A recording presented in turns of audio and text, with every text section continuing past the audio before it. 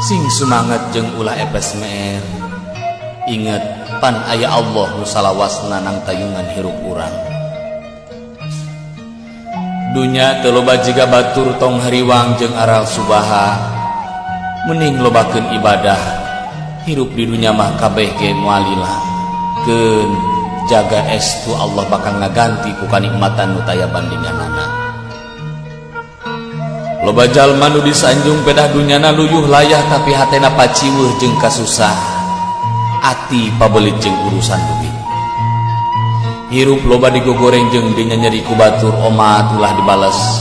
Justru eta kasempetan keur nguji hate urang.